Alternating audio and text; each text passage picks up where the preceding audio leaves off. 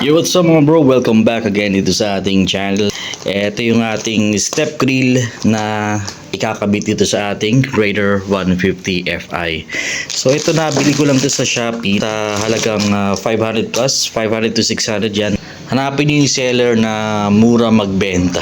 Ito na yata yung murang nakita ko. Nasa 550 yata ito kung di ako nagkakamali. Ba't nga ba tayo maglalagay ng step grill para dito sa ating Raider 150 Fi? Lalo na kapag naghahatid ako ng anak ko sa school, yung bag laging nakalagay dito sa pinakabatok ng ating Raider 150. So far wala naman siyang gasgas, pero para maiwasan natin yung mga ganong klaseng gasgas, dito natin ilalagay yung mga bagahe na karga natin. Ayan, tsaka hindi lang bag yung pwedeng ilagay rito, pwede rin ipitan yan ng mga kung ano-anong papeles dito. Ayan. So mamaya i-unwrap natin to para mas makita natin ang buo at tsaka yung mga accessories na kasama niya. Ayan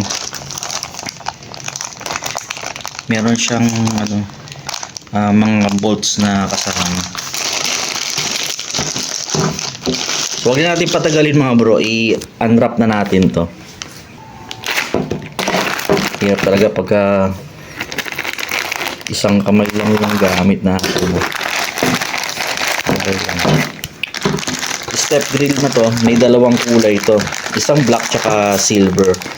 Ang pinili ko black para sa tingin ko kasi mas bagay siya rito sa Raider natin kaysa doon sa silver. Unwrap ko muna to mga bro. Balikan ko kayo. Okay, so after natin i-unwrap mga bro, ito yung laman niya. Ito yung pinaka step grill. Tapos meron siyang kasamang dalawang bracket. Yan, ilalagay natin yan dito sa gilid. Diyan yan ikakabit. Tapos may mga spacer din kasama na hard plastic. Hindi siya rubber mga bro. Plastic siya na matigas. Tapos mga bolts and nuts. Yan, may mga kasama niya rito. Kaya napansin ko ito, meron siyang may konting tama. Kaya mag-focus. Maliit lang naman. Pero okay lang. Bali ito, hindi ito uubra sa Raider curve kapag nilagay ninyo. Ikabit na natin mga bro. Bali ito, bibitawan ko dito ang ating cellphone para ikabit yung mga bracket na to. Tapos install na natin. So madali na naman to. Angat lang natin to. Pagkaangat niyan,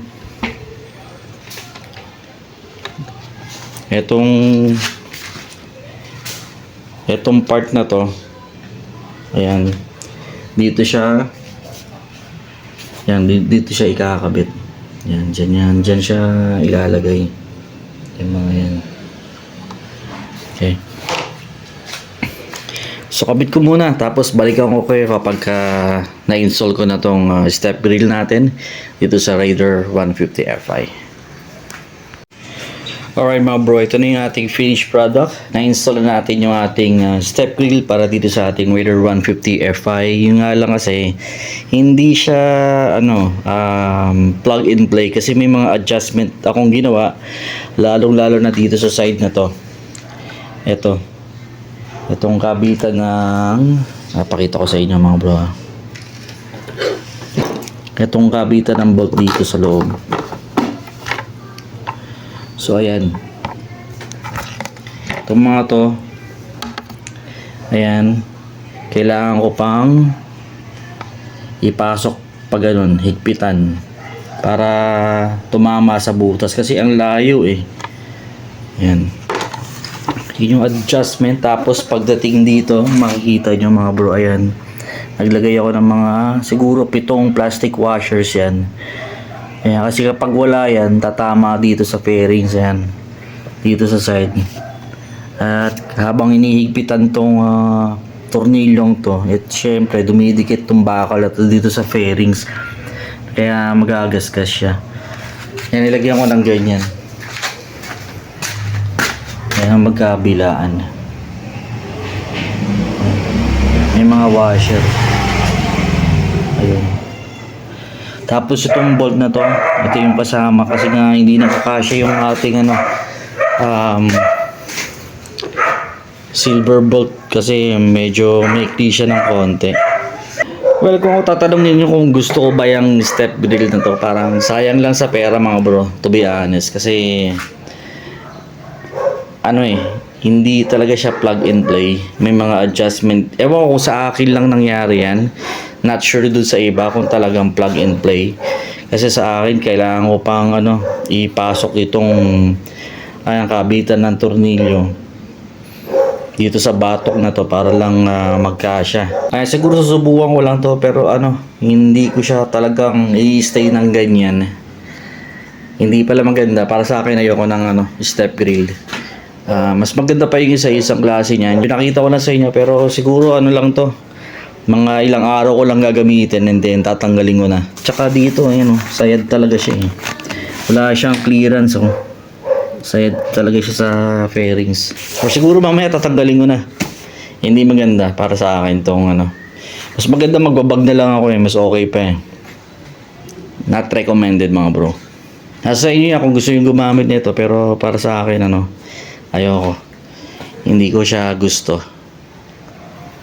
Pangit pala. Hindi lahat ng accessories para sa motor natin maganda. Yung iba talaga nakakasira ng fairings kasi nagasgasan yung aking yung fairings dito eh. Maliit lang naman pero pag mga gasgas kasi iningat-ingatan ko yan eh. Ayaw magkaroon ng gasgas ayun Kita niyo yan. Maliit lang yan pero pangit. Sana magawa ng yan ng wax mamaya. So ngayon tatanggalin ko na siya. Hindi ko siya ikakabit. Hindi ko na siya i-stay dyan. Ewan ko siguro ibebenta ko na lang to. Alright. So hanggang dito na lang mga bro. Maraming salamat sa inyong panonood. Hanggang sa muli. Paalam. Pumangit yung aking Raider FI.